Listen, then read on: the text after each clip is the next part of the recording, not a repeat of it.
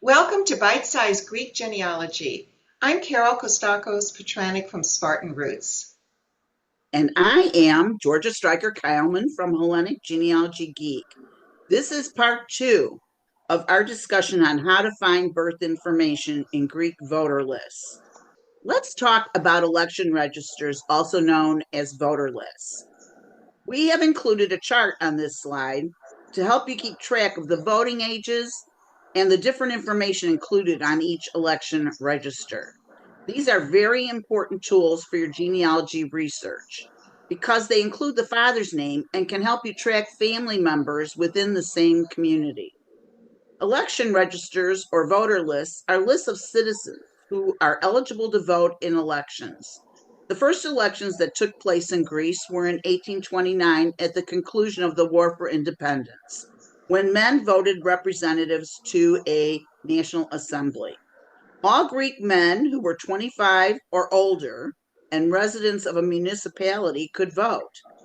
In 1864, a new law was passed which reduced the age limit from 25 years to 21.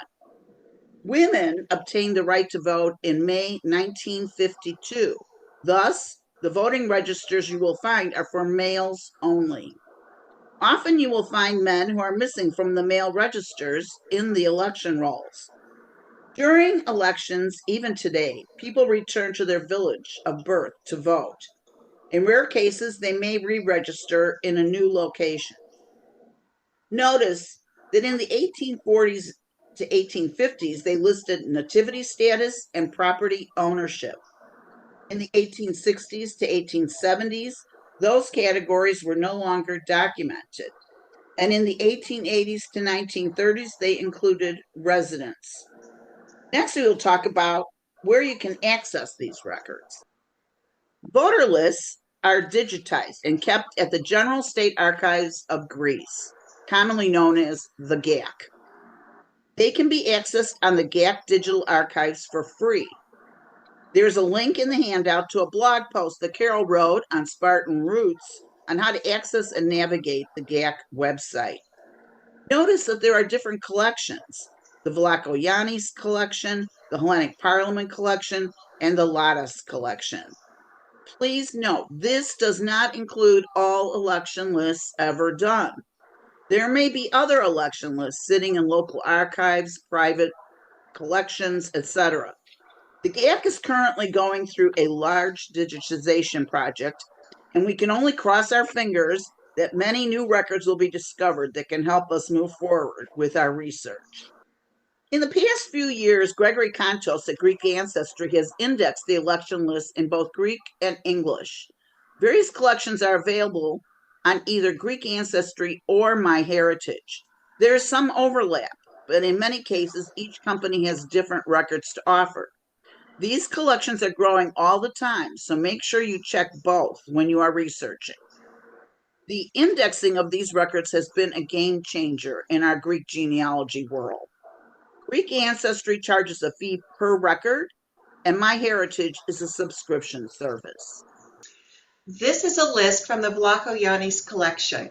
The information includes the voter's name, his father's name, the voter's age, occupation, and village. You can estimate a birth year by subtracting the age of the man from the year of the election register. The image above is an 1872 voter list. We calculate that Athanasios Levidotis, age 38, was born about 1834. Note on this image that some voters do not have a father's name listed. Before we go further, keep two things in mind. First, names can be fluid. And second, since this information was taken from other sources, clerical errors could have occurred. From my research, I have learned that Strygaikos, Strygopolos, Strygaikis can be the same family. I would also like to add a personal comment.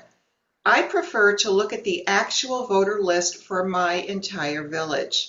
These voter lists are organized in alphabetical order by given name, not by surname, which is kind of strange, isn't it? But that's how they're done.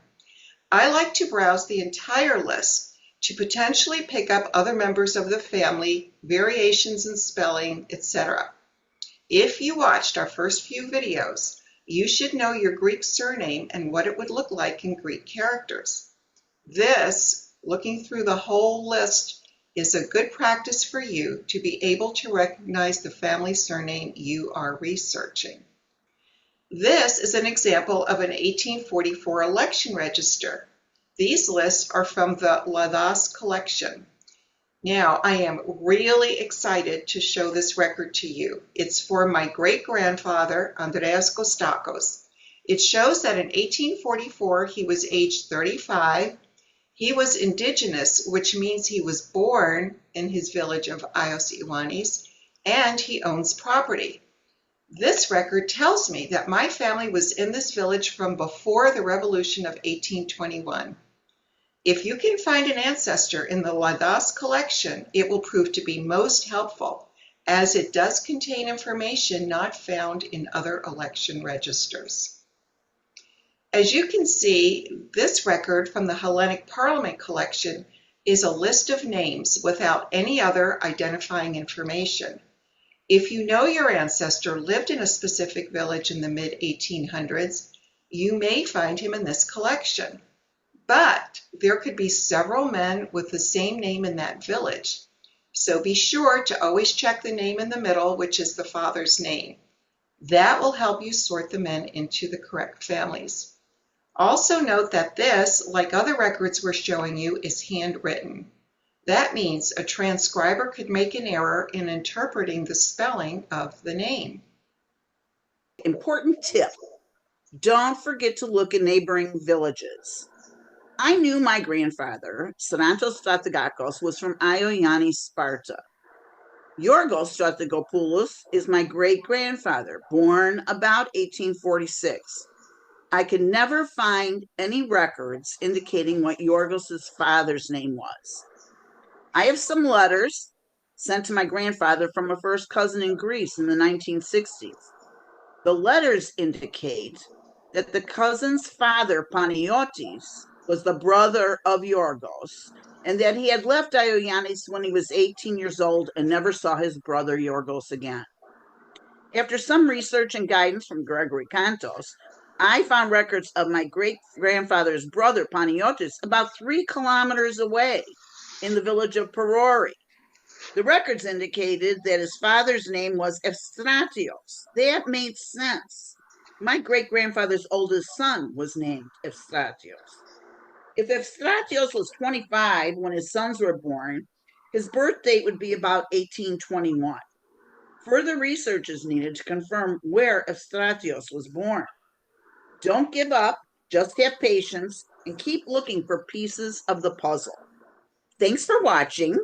We'd love to hear your comments. So please leave a note under the video or on Hellenic Genealogy Geek. And don't forget to download the handout, which is located in the description of the YouTube video. Our next video, we're going to continue exploring sources of birth information in Greece. See you next time for another bite of Greek genealogy. Bye. Bye.